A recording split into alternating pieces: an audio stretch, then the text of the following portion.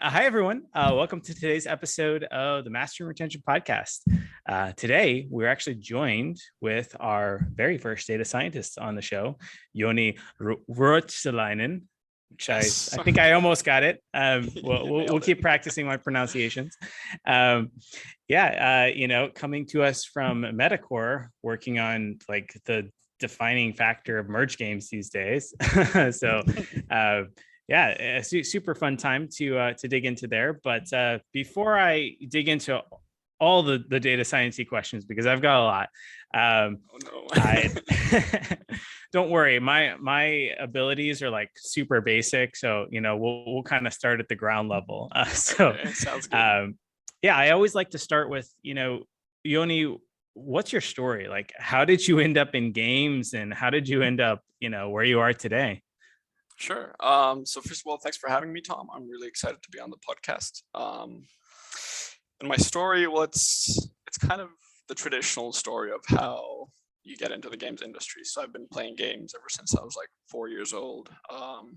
First game I played was this 2D side scroller called Prehistoric on PC, and my cousin like gave me a floppy disk with it that he'd gotten from somewhere, and that's how it kind of all started. And and then fast forward to 2012, I dropped out of university for my first degree. I was studying psychology, and after 6 months, I was like, nope, this isn't my jam. So I dropped out, and I had to find a job because you need to eat and all that stuff. So I started sending out open applications to like all the game studios in Finland, like honestly, like at least like 90-95% of the studios in Finland at that time. And there was only one company that replied saying that they want to talk. They need QA testers. And so I got my first kind of position as a QA tester at this indie company called Frozen Byte. I spent about a year and a half there. Then I went to university again to study business and finance. And after I graduated, I spent some time, about a year, doing finance related stuff, but that wasn't my jam. So I was like, I need to get back into the games industry. Like that's where I need to be. And so then I joined Ubisoft in their graduate program, did some project management stuff there for a while, then transitioned into a data role there. And then about just over a year ago, I started at Metacore as a data scientist. So all in all, about 6 years in the games industry so far. Yeah, so you're like one of those rare breeds that like started in QA and kind of worked your way up, except you worked into like the data roles. I think you're the first person I've met that has done that. Usually it's like worked my way up to like a game designer or game director kind of a thing. So yeah, I guess it's not the most common kind of route to take, but that's the one. No, that's great. I mean, I think data is at such a core of so many great games. So that's awesome. Yeah. Okay. So let's talk about, data scientists. What do you actually do, at a game studio? Why are they important to have? Yeah, that's a good question. Well, first of all, I think it really depends on, first of all, whether you're working on console and PC side or whether you're working on mobile games. And then I think it also differs a lot between companies and also kind of the maturity of the company. So in smaller companies, for example, data scientists can actually be kind of like quote unquote jacks of all trade when it comes to data. So you do a bit of data engineering, you do a bit of data analysis, you do a bit of data science. But then if you have like a really big company, which has the chance to kind of have more kind of like niche positions. So there you might be like a data scientist who only works on like predictive modeling, for example. So I'm more on the spectrum of like the jack of all trades, because at Metacore we're still, like in terms of headcount, we're still about 50-ish people. So in my daily job, I do like data analysis, which is basically writing like SQL queries to build dashboards on Tableau. I help out with some data engineering stuff, like if we have new events coming into the game, trying to kind of communicate how those should be transformed in the data pipeline.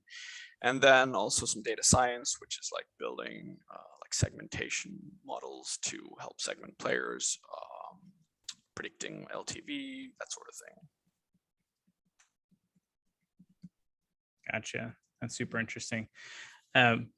So I have a lot of questions. I have too many questions. My mind is like exploding right now. All right, I'm gonna try to start, at the top. Yeah. So I feel like a lot of times the whole idea of data and qualitative type analysis and things, there's just a lot of cruft out there that I think. So, could you maybe give me an example of a problem or a question that maybe should be solved with data science, and then maybe another example of something that should not be solved with data science? Wow, that's a really good one, and a tough one as well.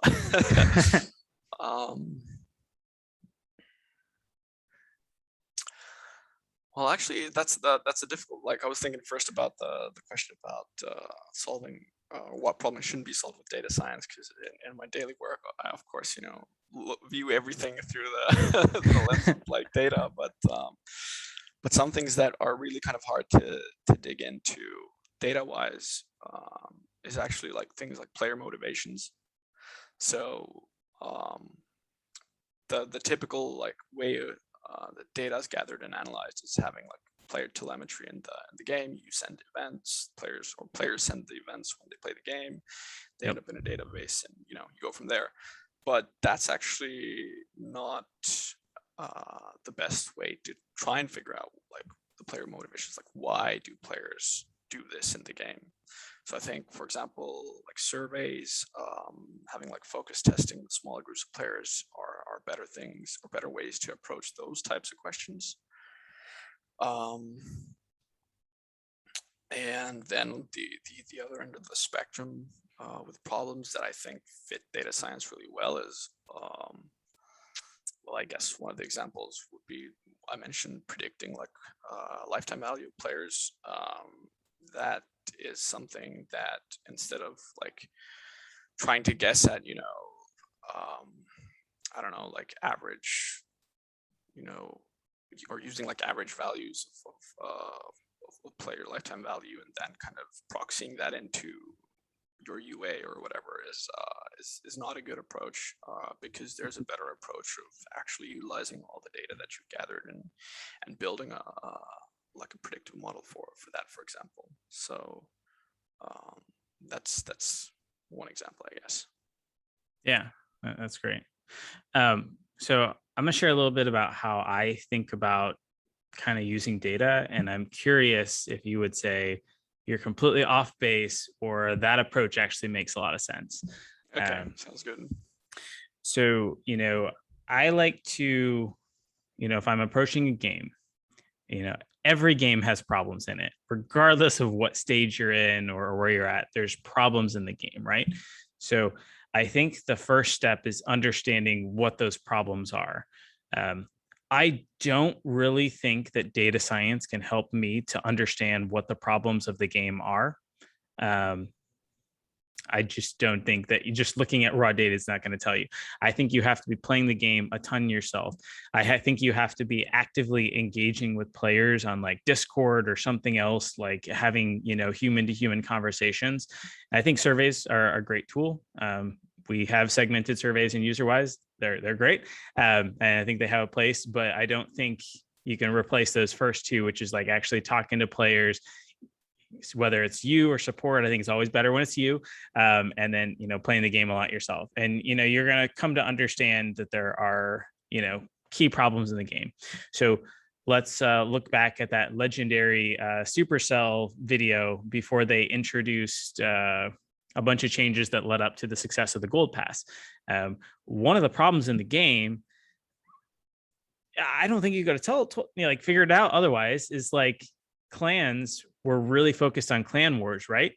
and you'd get like a maxed Town Hall 9 or a maxed Town Hall 10, and you wouldn't actually want to upgrade your Town Hall because it would like reconfigure you down, and now you'd be at like the bottom of the war rankings, and you just get like ravaged for weeks and months.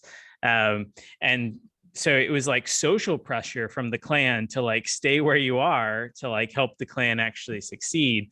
But from a game perspective, that's a big problem because your players aren't progressing through the content and the game as you kind of outlined them. So like I think data science could have told you, okay, well, spending is going down. Why is spending going down? Well, there's all these players that are like sitting at like Town Hall 9 and they're not like upgrading. But the why, I don't think would have told you that.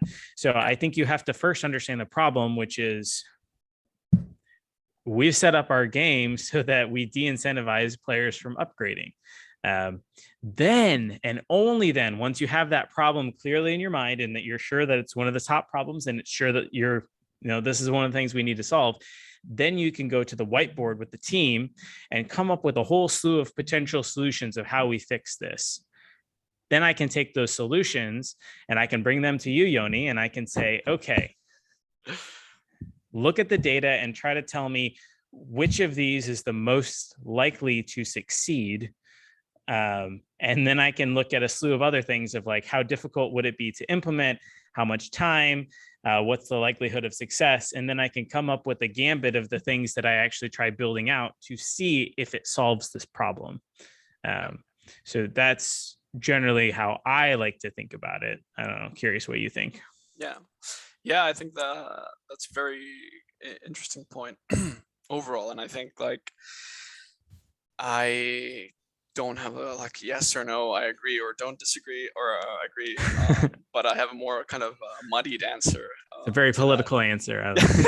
Yeah, no, but honestly, I think what I do agree with is that what you alluded to, like domain knowledge or context knowledge, is extremely important in data science as well. And I actually think that if you're an analyst or a data scientist in games, working in game teams, if you're one of those people who prefer to be really siloed and, just, work with your, models and whatnot, I actually think you're not going to make a great data analyst or a data scientist, because by nature, developing games is it requires very kind of interdisciplinary teams. And you have to be able to work with those different disciplines to, for example, tackle these problems. So that I definitely agree with. The other thing that I think is important as well, there are different types of problems, I think, in games. And if I would have to kind of make a guess, I would guess that most of them are, as you described, that the questions that arise come from the community, or they come from developers who play the game, or they come from focus tests or surveys or whatnot. And then you kind of start forming like hypotheses, like you mentioned. You get on the whiteboard and you start thinking out like, okay, well, why is this like this? And that's something that you can then try and verify with data. And actually, even then, like some of the answers that you might get from data might not be like kind of like solid or like, watertight in that sense, or airtight, watertight anyway, in the sense that you might have to kind of, instead of looking at the actual figures of the problem or the underlying problem, you might have to proxy for that with some other, data that you have, because maybe you didn't have the events integrated in the game that you need to actually answer that question. So it's it kind of gets really really muddy in that sense. Yeah, I know that is that's pretty good. The one other thing that I forgot to mention is the other side. I can't actually remember. There was a podcast. It might have actually been the Mastering Retention podcast. There was a guest on. It might have been other game development podcast as well. But there was someone who was pointing out that with data, you should actually look at the anomalies to see, what's going on, because if you look at like let's say you look at your retention figures and they're steady as she goes, that really won't tell you much, right? But then if you find anomalies from the data, like, oh, okay, there's a dip on this day, like why is that dip there? What happened on that day can actually give you a lot more information. And it can also lead you on to the trail of problems that the game might have that you might not know about. Yeah, I like that. I actually do vaguely recall a couple different guests talking about something like that. So maybe it was here, but maybe it was elsewhere. I think maybe. The more podcasts we have, the better. But it was a good point anyway. So, have you found that anomalies in the data that you've looked at, like, have you ever dug in and had that lead to a very insightful outcome, either like creating a segment of players or like refining a live ops event or an offer or something like that? Yeah. There's been a bunch. One of the first cases that kind of comes to mind is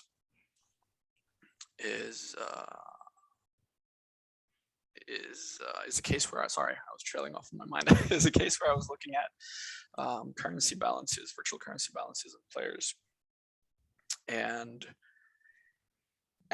there was like the average balance per player by retained day. I think there was like a weird drop on one of the days. Like it was kind of steady, kind of increasing over time or increasing over retained day, but then there was a weird drop there, and I was like, why is there such a weird drop here? Like there was like the sample size was big, but then there was a big drop, which then like led me to think, well, okay, if it pulls down the average that much, there must be like really low values there as well. And that actually then led me to kind of look at the more raw version of the data. And what I found was that there were actually negative balances for virtual currencies for some players, which shouldn't happen. And that kind of then led on to its own investigation that then required the work of interdisciplinary teams, working with the data engineers and programmers to kind of figure that out. Well, I'm curious what happened. Can you tell us? I guess there was some fixes that were found that were related to how the shop refreshed the offers or something like that. It got pretty deep into the code itself, which is not where I'm in my element. So yeah. See, here's what I thought was going to happen is I thought that there was a super good, offer that like gave you gems and then a whole bunch of extra stuff. And you had a bunch of players that purchased it. Yeah. Then they went in and they hard refreshed or refunded it in like Google Play or Apple. And at that point in time, they'd already spent the additional like gold or whatever other values. And then you subtracted the, gems from their value balance. Yeah, that's a very good hypothesis for what could have gone wrong. See, I know this is a valid hypothesis because I did that myself in Clash Royale. Okay. It was more accidental than anything. I decided that it wasn't worth it, and then I refunded it, and they like left the gold there and subtracted everything else out. I was like, oh, okay. Well, there you go. That's another very valid reason to run into that problem. Yeah, cheaters will cheat, especially when you enable them to, right? For sure. Cool. So, for teams that maybe don't have a data scientist, what sort of things do you need to be able to bring someone on like you to actually be able to be effective? And like, when is the right time to, do that? Like, especially for like a new gaming startup, I usually hear like you got your 3 core, your artist, your game designer, and your, developer and whatnot. Like, at what point in time does it make sense to actually have a data scientist so that you can be as useful as possible, I guess? Yeah, that's another good question that I don't really have a kind of be all end all answer. I think it depends on various things. One being kind of the kind of culture of the team. First of all, like if the people who are already on the team aren't kind of data oriented, or they don't want to, or they aren't, for example, that experienced in being data informed, or like they just haven't worked with like data people, for example, before. I think there's a bigger barrier to kind of see the value in bringing like a data analyst or a data scientist in. So I think that's one. And I think like it also depends, like if you're using like the third party, like SDK or something that you get your data out of, that kind of brings or gives you some off the shelf data, maybe you can like roll with that for a while in like early alpha before you actually start like thinking about implementing your own events, etc. But from a personal point of view, I prefer to jump into a project as soon as I can because the earlier I get to join, the more I get to influence how events are designed, how they're implemented, what to gather, what to collect, because that's a kind of decision that you make pretty early on, which if you kind of don't really think about it and think through it, it can give you, or it can bring about a lot of kind of like technical debt, in that sense that you're stuck with events and ways of gathering events that's really hard to then change later on. And then when you change it, it also brings about, comparability issues. Can I now compare this to the earlier data because we changed this? And like it can be a massive headache later on. So I prefer to jump in as soon as they let me. Yeah, I was fishing for the answer. It's like right away because you got to design the data. Yeah. I was also kind of curious if you would say like the importance of having like a data engineer or someone else to help like clean the data, because I think there's a lot that goes in of sometimes those anomalies exist that need to be filtered out in order to be able to answer things. But I think design of how your data is handled is like crucial. Like, on the one hand, and this is how I always recommend people to design it, especially when they're working with like user-wise, is, whenever a player completes a level, you would trigger something that's like level complete. And then you would add additional attributes onto that. And you'd say level equals 1. And maybe a booster was used true, or, whatever else is in there.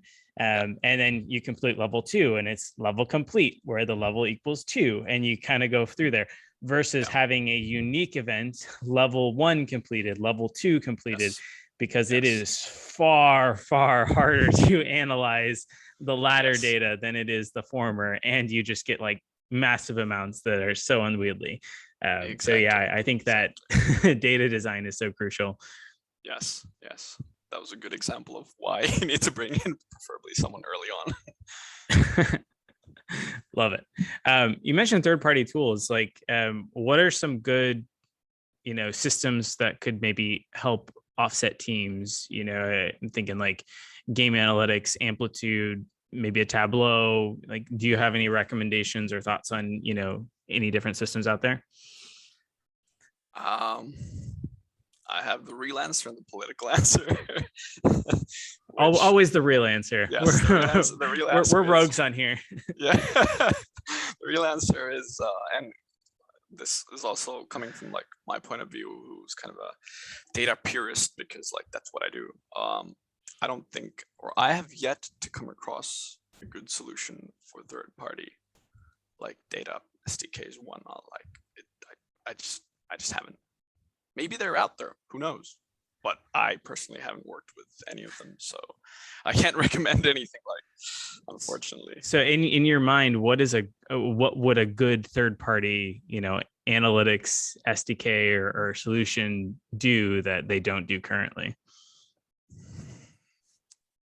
Well, one thing for sure that I think is a challenge is reliability.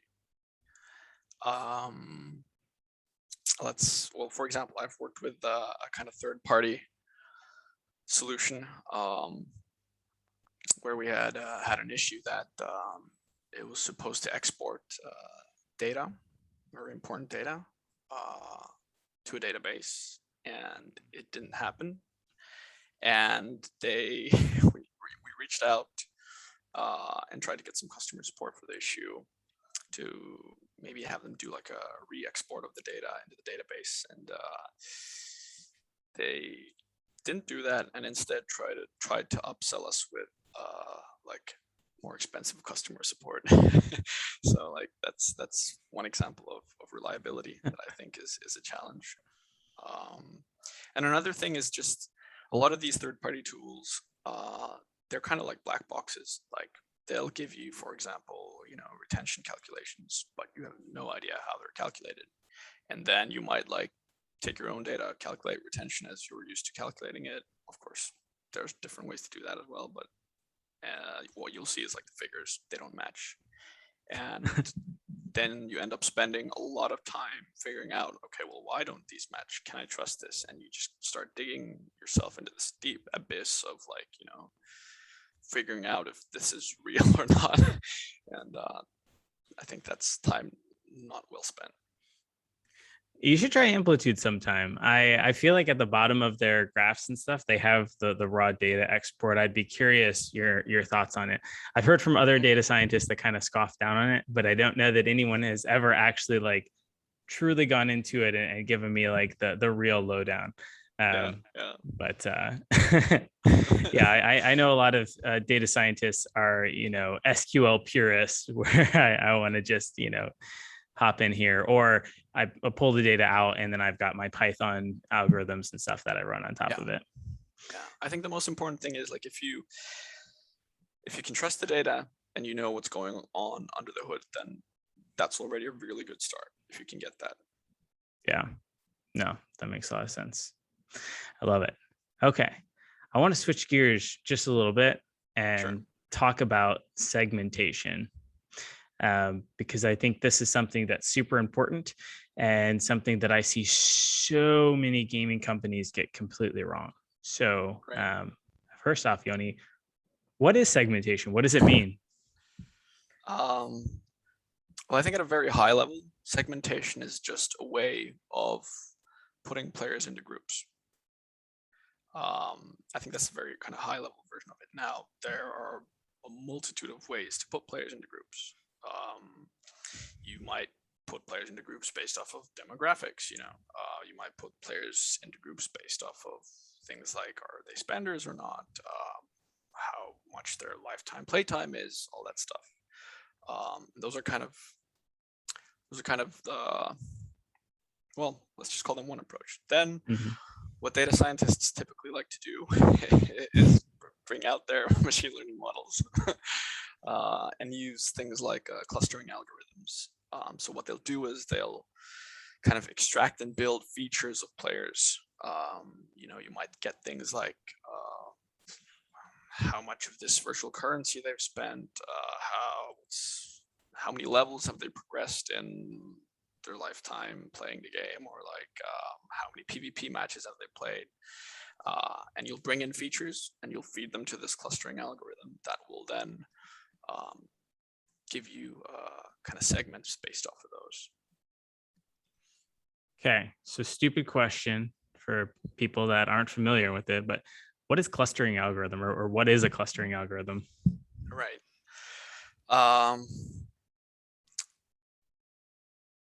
Clustering algorithm is basically an unsupervised learning model in the machine learning kind of lingo, and basically it doesn't require you to say, okay, how many clusters should there be, or why or what should constitute cluster A, cluster B. What it simply takes in is data that you have, and depending on the clustering algorithm, it might do different things to measure whether this player who's in this spot belongs to this cluster or that cluster. So there are different kind of algorithms to do that, like k-means, or hierarchical clustering, or other ones. I don't know if So that really opened anything yeah. up. You probably added a lot of more questions, but I won't delve too deep. Okay. So in theory, I have a data scientist that can run a clustering algorithm, which basically just takes, let's say I've got 100,000 MAU, Yep. and it splits them up into 100 different player segments. With me so far? Yes. Okay. 100's quite a lot, but yes. Okay. Well, we can say like 20, maybe. I don't know, whatever. Yeah. But on our 20 segments, Yeah. what good is having these 20 segments of players now? Yeah. I think there's different levels of kind of the upside. One is simply just understanding what types of players you have in your game. Like, how do they play the game? Do we have players who only focus on PvP? Do we have players who only, chat in the clan? Do we have, that sort of stuff? And that might help you, for example, build features for the game in the future, or just help you understand who your players are and what they do in the game. That's kind of the in a way the high level one. The other thing you can do is, in terms of monetization, you can target different segments with offers that you think they are likely to convert to, for example. That's another way of going about it. Then you might want to also like try and optimize things for different segments with like A/B testing, and see, like, try and, for example, improve, well, again, monetization for offers, or that sort of stuff. Yeah. Okay. This is interesting. So I'm going to spew off a few like common segments that I see people setting up in user wise, and what I see them maybe using that for, just to kind of like wrap our minds around it, and we can go a little bit deeper. Very commonly I will see players segmented by country. The reason for this is if I create a group of Brazilian players, I can set up a campaign that'll send out, maybe a push notification and an in-game message that says on September 7th, and says, Happy Independence Day. Enjoy this free gift of 1,000 coins. Same thing I could do, US players on July 4th with another Happy Independence Day or whatnot. I've seen that actually impact retention positively, because players are like, wow, they're based over there in Finland and they're thinking of me down here in Brazil. That's a common one. And that's like low hanging fruit, I think. I think other ways that I've seen players grouped are by spending behaviors, especially players that were spending before and are no longer spending or are no longer in my game. I could create a group of like players that have spent $50 in the last 30 days, but haven't logged into my game in the last 7 days. Oh no, they're probably at a high risk of churning. Now I could level in some, predictive modeling to really say that they're at a risk of churning or something, whatnot. But, maybe I want to then send them a push notification with a huge bunch of content, because I'm trying to get them back, into the game right now. Another thing that I've, maybe seen done is play styles. So in a game, you might have, and I think I just did this with Chen a few episodes ago, and he was talking to me about casual gamer motivations, and he had mostly women in his game, and he was talking about two different groups that play vastly different but both love the same game. So on the one hand, you had these he kind of called them highly organized women that like timed out every part of their life, and they wouldn't play the game until like 7 p.m. at night, when they got everything down, and then they would sit down and they'd play for an hour or two straight. And so they had to design the game in such a way that you can actually play the game for an hour or two straight, feel like you're progressing, feel like you're rewarding, it's worth your time. It's a good way to relax. On the flip side, they had another group of women that I forget what he called them, but they're basically like grabbing me time whenever I can. So I almost think of like a frantic mother And I implore this way because whenever I'm alone with the kids, I'm like frantic with the kids. So, and he's kind of said, they would grab like 3-minute sessions, like 20 times throughout the day. And their total time added up to pretty much on par with this other player. But the way that they're consuming the content and how they're engaging is vastly different. So I have to make sure that my game is enjoyable and designed to be engaged in these 3-minute sessions 20 times per day. But I also have to make sure that that same game works for 60 to 100-minute, 120 minutes straight, to accommodate these two different segments of players. So, do you think that like session time with like that example in mind is a good way to maybe group players as well? Or sessions per day, or anything else like time of day that they like to play? I think they're definitely valuable. I've personally used playtime. Let's see, I've used the average time spent on PvP, active days, a lot of different time-based measures. So I do think that they're valuable, but I would definitely try to incorporate more things into it to gain a better understanding of that. Like in what? the light of these, well, let's say that you have. It's a good example. Let's say you have a game where there's a PvP mode and a PvE mode. So if you only look at, let's say, playtime, you might see that, players play the game the same. All the players have more or less, same playtimes, no matter how I slice and dice this thing. But then, if you, for example, then incorporate things like the amount of PvP matches, maybe the amount of trophies they've gained, then things like the amount of PvE matches, the amount of bosses in PvE they've beaten, and so forth. When you incorporate those into the data, and maybe even build like ratios off of those, so you have those divided by the playtime, you'll start to see differences. And that's why I think with the segmentation, like the most important thing I think you can do is design and construct the features themselves that you then input into the model, because it's the old adage of garbage in, garbage out. So I think that's something that is critical, and that you have to actually spend most of the time when you're doing, like, let's say, a clustering algorithm based segmentation. You should spend most of the time with the data itself. And again, context and domain knowledge comes into play here, because if you don't know the game inside out, like, your features will be like super shallow, in that sense that you'll just pick out the basics, without actually understanding, like, okay, if I play PV in this game, like, what are the things that I actually do in PvE, and what are the different ways that I can actually tackle PvE content. So that's good to keep in mind. I like that. I've seen some people do some pretty interesting stuff with segmentation based on like the client build version or the server ID, especially when you get into the realm of like live ops, where it's like, I want to release this live ops event first to players on server 1, not to my 20 other servers or whatnot. And then I can actually gain some insights and thoughts into that, without the players directly talking to each other per se.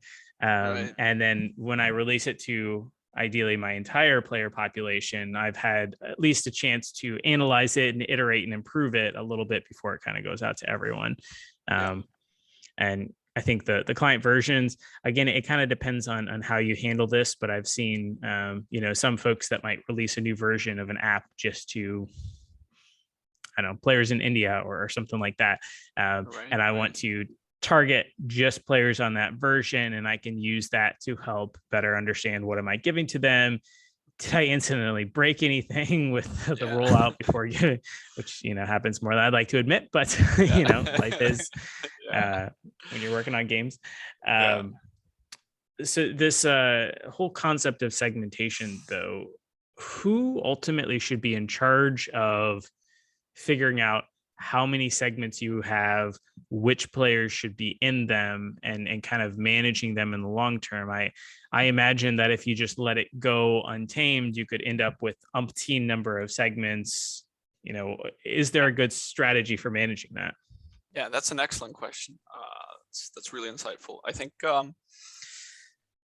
Typically, how I approach it is that well, first of all, we have a discussion about segments are important. We want to segment our players. Okay, I've got an idea. Let's use clustering algorithms. And then what'll happen is I get started on the data. And I start like brainstorming different features that I can build off the game that'll probably be insightful for the algorithm to kind of help split players into different segments. Then what I'll do is I'll talk to, let's say there's live ops manager, designer. I'll sit down with them and tell them like, hey, these are the features that I've been thinking about, including in the model, and here's why. And ideally, there'll be some back and forth about, hey, okay, maybe this feature isn't that good because of reason X, but have you considered maybe this other feature that you might want to include in the model? So I like already at that step, I want to get input from people who work on the game who really and most probably know the game better than I do. Yeah. So that's something that I want to get feedback on already at that point. Then I'll go in and do the modeling, and the model will output, let's say it'll give me 5 different segments. Then what I'll do is I'll look at the data of the players in those segments and see, okay, well, what are these players doing? Like, how does the data characterize these players that are in the different segments? And once I have kind of that constructed, again, I'll present my results and tell the team like, okay, I have 5 segments here. They look like this. I think they're plausible. Do you think they're plausible? Because the thing with segmentation is when you do it with clustering algorithms, it's one of those areas of machine learning that isn't pure science. It approaches like the art versus science thing, because there's no ground truth to this player belongs in this segment, because you don't know that beforehand, right? So I think with segments, it's a tool, but you also have to have a lot of domain knowledge in that, which is very different from, like, let's say an LTV prediction model, which predicts that player X is worth $3. How are you going to argue with that? Like, of course you can say, well, I don't believe that it's going to be $3, but like, so it's very different in that sense. Yeah, no, that's great. You sort of touched on this a little bit, but I'm curious if you could expound on it a little bit. Should you ever add psychological motivations to your segmentation? I'm thinking here, I don't know if you've ever used 12 traits, but they can do a pretty good job of like generating these psychological groupings of your players, basically, of like, hey, these players are altruistic, these players are really competitive or whatnot. Should you use those types of things, built into your segmentation as well? That's a good question, and I think there's a lot of cool things, excuse me, that 12 traits does. Again, like as a person who works with the raw data first and all that, like, I'd want to know what's going on underneath the hood. So that's kind of the one gripe that I have. But of course, like, they can share it. That was a tangent, but going back to the question at hand, I think that in general, incorporating more qualitative data into segmentation is very powerful. Like, let's say you can do a survey alongside, or before you even start doing the actual modeling of the segments. Like, that is very valuable to have in there, because again, then you have more to say about the actual player motivations that we kind of talked about beforehand, which is like something that the data isn't the best tool for. So in short, yes. How to do it, I guess there are multiple approaches. One that I've seen like up and close is like surveys. So dude, that's funny. You actually described like the very, very first iteration of UserWise was like a survey tool that was segmented that you actually can pull the answers back into your system. So you've got the qualitative of what they've said along with the quantitative, for designing those types of things. We've built and iterated and pivoted a lot since then, but we still do have that core there. So that's fun. Well, there you go. It's important to have. Okay. So thinking about segments a little bit and segment design, and I'm going to get a little bit more into the actionable tangential type stuff. And here's an example where I've seen segment design fall apart to lead to a very negative player experience. And they had great intentions in mind. So, you've got a game, it's been running for a while, you've churned out a lot of players, you want to get them back. So you still have a regular game that's going on. So you still have your typical live ops campaigns and stuff like that. So I've worked with you to create my 5 or 20 different segments, and I've got campaigns that are running for each of them, ensuring that they get, all these offers and messages and events and things going on. Yeah. Well, then I say, okay, I want to get back some of these churn players. And so then you make another segment of churned players, and then you design out, a number of different, emails and push notifications and UA campaigns to get these players back into the game. And they have their own flows and things that you should be. And let's say, for example, that your re-engaging campaign actually works. Well, those players come back in and they're getting all the stuff and it's working the way you expect it to. But those players are also getting put into some of these other campaigns and these other segments and such. And now they're getting hit with 5 push notifications in a row. It's like super spammy. You have no idea what's going on. On the one hand, it's saying, hey, you get this great reward. And then something else and it just leads to this really negative player experience. And a lot of those players that you finally engaged back just churn out because you're spamming them and stuff. Yeah. So my question is, can you ever set up segments to prevent other players or other segments from entering into those? So an idea of a static or a frozen segment or something like that, if that sort of makes sense. Yeah, that's a good question again. That's something that I never personally encountered, but I definitely see the point that you're making.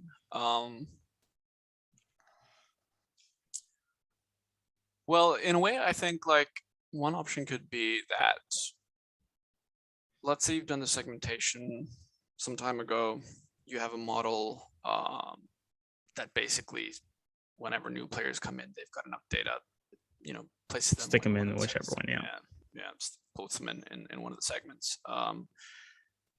Maybe that could be controlled for the fact how often the model then kind of predicts the segments for the players.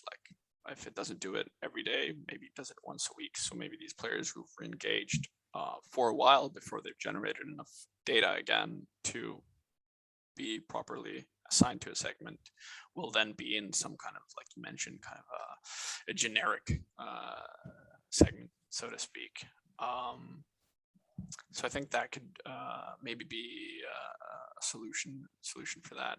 But I think there's another thing that came to my mind from your example is players who have churned out of the game. Maybe they're not in the original data set when you build the segmentation. So maybe the time when they churn from the game's actually been different because segments aren't static over time either. So I think that's another challenge with kind of players who are re-engaging when you try to assign them to segments, is the fact that the game might have changed over time itself, and and you're trying to assign them to segments of a different game than the one they were playing when they were still playing. That's very interesting. I like that. I kind of took your question, partially answered it, and then answered my own question. Yeah, you're ready to be a politician, man. Once you're out of games. Okay, I still have a million questions, but we only have time for one more. Okay. So there is an article that was published on Homescapes that kind of said Homescapes is a masterclass in how to do live ops. And I've been fascinated with it ever since then. And if you read through the article and you read through their live ops design, they have multiple events that are going on at any given time throughout the game. But if you look at the complexity and how hard the events are and stuff during the week, when their players really don't have a lot of time, they're very easy. It's like literally you log in, you play like one level and you get like some extra bonus stuff. And then come Friday, Saturday, boom, you get hit with these really complex, really high rewarding events that are like very difficult and monetize much better. But like they're designed based on like your player's behavior at any, day throughout the week or whatnot. And so I'm curious, like, do you think it makes sense to run models to determine like, hey, when does this player typically like to, play the game? Like if it's 7 p.m., should I send him a push notification at like 6:50 or something like that to like remind them to, get in? And, should I look at how they play the game on certain days of the week so that I'm designing things such that like, hey, it's these players play a lot more on Monday. They're probably playing during the workday. And so we can give them more intensive events, versus, somebody that's got more time on the weekend. Should you look at those types of things, run models and try to design your, typical events around that? I think it's definitely useful information. From pretty much, I guess, all the projects that I've worked on in a data role, like there's seasonality. And what I mean by that is like it can be weekly trends, it can be monthly trends, it can be, Halloween, Christmas, summer vacations, whatever. But there almost always are these trends. And I think, like you mentioned, being mindful of these and being aware of these trends can definitely be a tool to help you build, for example, your live ops plan off of. And in terms of building a model based off of that, it's hard to say. It would depend a lot on the model itself. Maybe you could try and incorporate that seasonality into a segmentation model, and see, if that gives you further insight.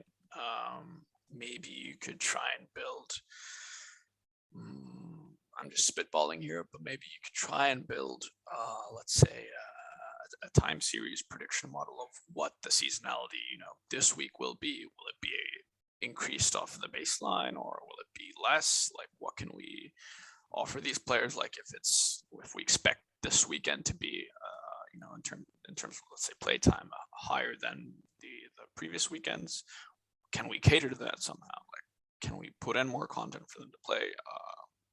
Stuff like that. That's kind of the first things that come to my mind. That's great. Okay. Well, I have one more question for you. It's the unofficial question because we are on the Mastering Retention podcast, of course. And that is, what's one tip or trick or lesson you've learned over the years to increase player retention? Like, how do you keep your players playing for longer? I knew this question was coming. So I spent some time thinking about it. I'm going to kind of take the data point of view here and yes, and go back to when you're looking at retention, like we've already been discussing, if you use like third-party software solutions, whatever, they'll probably just give you a retention figure. But what is that retention figure? So I think that's one thing that you need to be mindful and aware of, is like, what does this figure mean? How is it calculated? Because there are a bunch of ways to calculate retention, and like things like whether the service is reporting fixed or rolling retention. There can be a huge difference in that. So that's kind of the one thing that I would encourage everyone, especially early on in projects or like startups with their first project, like be super aware of what that retention is and whether you can trust it. And the other thing is that what I've kind of realized in the past year or so is that retention is typically thought of as, did a player who started on this day come back on day X? But in a sense, that's just a formula, and you can apply that formula to sessions, calculating session retention. You can apply that to, if you have like PvP in the game, you can calculate match retention, and those might give you better insights into, what's wrong, for example, with retention. Let's say your day 3 retention compared to day 1, like there's a huge drop off. What's happening in between there? Look at match retention, look at session retention, and see if there's a drop there that can then help you triangulate, where the possible issue might be. That's great. I love that. Well, Joni, thank you so much for joining me today. Like, this is super fun. Hopefully maybe we can have you back sometime and have some more data scientists on here. So this is great. For sure. Thanks, Tom. Thank you so much. Bye.